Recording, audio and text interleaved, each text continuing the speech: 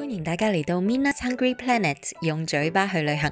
今日咧會同大家分享點整呢一個瑞典蝦多士嘅材料方面咧都係好簡單嘅啫。比較特別嘅咧就係個麵包啦。咁平時咧呢一隻瑞典蝦多士嘅麵包咧會用到白麵包啦。咁但係我咧就用咗呢一隻芬蘭牌子嘅黑麥麵包嘅。而我哋會用到嘅蝦咧都係比較特別嘅。呢隻瑞典嘅蝦咧係比較細啦個 size，咁都好方便，因為我喺瑞典食材鋪嗰度買一包係直情煮好咗。剝晒殼噶啦，咁解凍就用得噶啦。多士上面嗰個瑞典魚子醬咧，都係喺瑞典食材鋪嗰度買到噶啦。如果真係買唔到嘅話咧，可以用日本嗰隻飛魚子去代替啦。咁呢道菜咧，唯一需要整嘅咧就係嗰個蝦嘅醬嘅啫。喺解凍咗個蝦入邊咧，我哋會加10湯匙嘅蛋黃醬。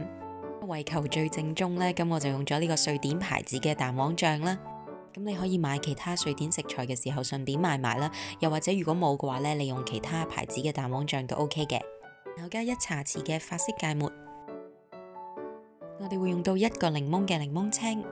刨完啲檸檬青之後呢，我哋可以將個檸檬切開一半啦，就用1半嘅檸檬汁。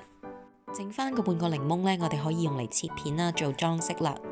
然後將1/4個紅洋蔥，我哋切粒，再加埋落去。雕草呢，如果你有新鮮嘅就最好啦。咁不過我呢，就用咗呢一個急凍嘅雕草嘅。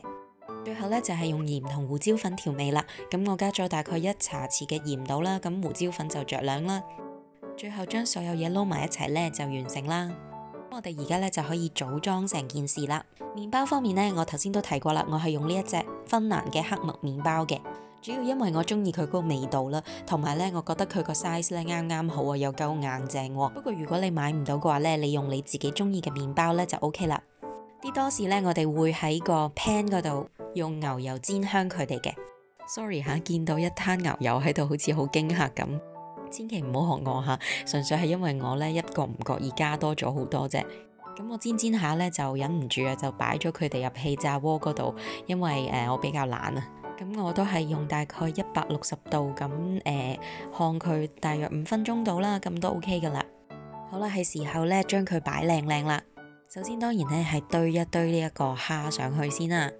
好啦，跟住咧就係擺呢個魚子醬啦。咁都係啦，如果買唔到呢一隻瑞典嘅魚子咧，咁你可以就咁用日本嗰隻飛魚子代替啦。咁都係好豐儉由人嘅啫。跟住就輪到最後嘅裝飾階段啦。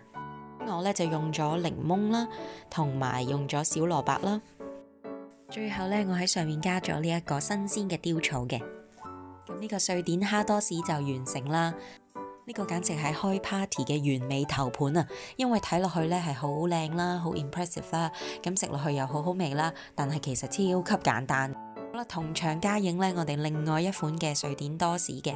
因為橫掂整開咧，咁我通常都會整多一款呢一個多士，咁係唔同嘅餡嘅。兩款一齊擺出嚟咧，個顏色又靚啦，同埋感覺咧就好豐富啦。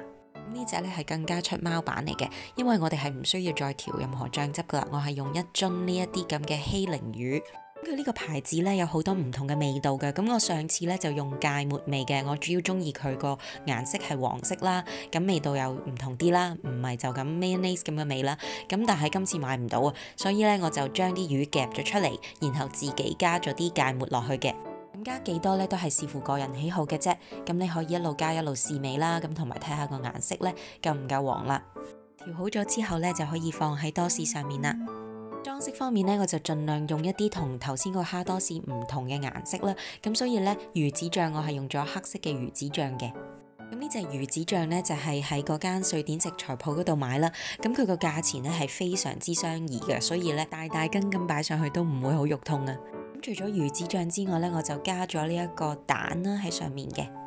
另外咧，我都係加咗呢一個小蘿蔔做裝飾啦，仲有1塊仔檸檬。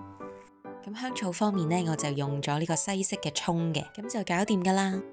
無論外表啦同埋味道咧，都同頭先個蝦多士係唔同嘅，大家可以2款一齊整啦，咁就好開心啦。好啦，我會繼續同大家分享更加多瑞典同埋世界各地唔同嘅美食嘅，記住 like 同 subscribe 我嘅 channel 啦。我哋下次 Mina's Hungry Planet 用嘴巴去旅行再見啦，拜拜。